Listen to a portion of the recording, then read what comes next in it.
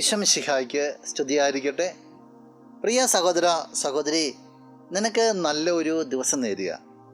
ഈശോ ഈ ദിവസത്തെ സമർത്ഥമായിട്ട് അനുഗ്രഹിക്കട്ടെ. വിശുദ്ധ ലൂക്കായുടെ സുവിശേഷം 17-ാമത്തെ അധ്യായത്തിൽ ഈശോ 10 കുഷ്ഠരോഗികളെ സുഖപ്പെടുത്തുന്ന ഒരു രംഗമുണ്ട്.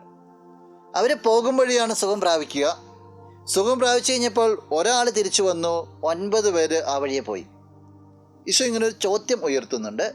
17-ാമത്തെ അധ്യായം 17-ാം തിരുവചനം. യേശു ചോദിച്ചു, 10 പേരല്ലേ സുഖപ്പെട്ടത്, ബാക്കി 9 പേർ എവിടെ? ജീവിതത്തിൽ വളരെ പ്രസക്തമായ കാര്യമാണ്. ദൈവം നൽകുന്ന നന്മകൾക്ക് നന്ദി പറയുന്നുണ്ടോ എന്ന്.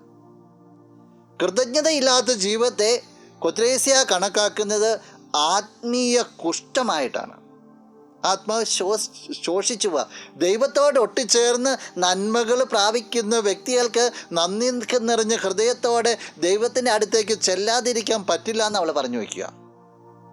ജീവിതത്തിൽ നിസ്സാരമായ കാര്യങ്ങളേക്ക് നോക്കിയുണ്ട്, സൂര്യപ്രകാശം, തണൽ, ഓരോന്നിനും എടുത്തുകൊണ്ട് അവൾ ജീവിതത്തിൽ നന്ദി പ്രകാശിപ്പിച്ചിരുന്നു ദൈവത്തിന്. ഇന്ന് നീ ജീവിതത്തിലേക്കൊന്ന് തിരിഞ്ഞു നോക്കണം. നിന്റെ ഹൃദയം എത്രമാത്രം നിന്റെ ദൈവത്തിലേക്ക് കൃതജ്ഞതാപൂർവം ജ്വലിക്കുന്നുണ്ട്.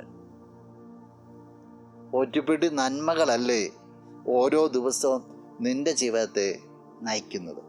എത്രത്തോളം ഈ നന്മകൾക്ക് ഉത്തരം കൊടുക്കുവാനായിട്ട്, നന്ദി നിറഞ്ഞ ഹൃദയത്തോടെ ഉത്തരം കൊടുക്കുവാനായിട്ട് നിനക്ക് സാധിക്കട്ടെ. നിനക്ക് സാധിക്കുന്നുണ്ട്. കൃതജ്ഞത നിന്റെ ജീവിതത്തിൽ ആഴപ്പെട്ട് വളർന്ന് പന്തലിക്കട്ടെ. നമുക്ക് പ്രാർത്ഥിക്കാം. കണ്ണുകളടച്ച് കരങ്ങൾ കൂപ്പാം.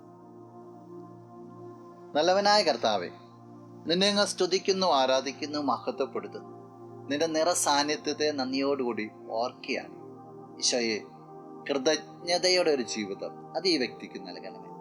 നീ നൽകുന്ന ചെറുതും വലുതുമായ കാര്യങ്ങളെല്ലാം ഹൃദയത്തിൽ ഒപ്പിയെടുത്തുകൊണ്ട് നിന്നോട് ഒട്ടിച്ചേർന്ന് നിൽക്കാനായിട്ട് സഹായിക്കണമേ.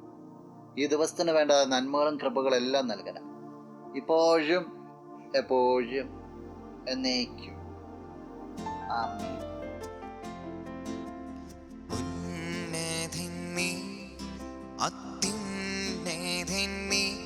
അങ്ങേപ്പോലൊരു ദൈവമില്ല,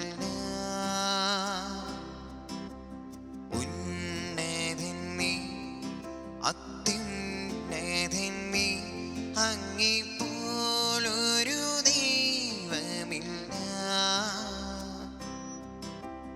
അത്ഭുതവാൻ, അതിശയവാൻ, നീ മാത്രമേ ദൈവമേ.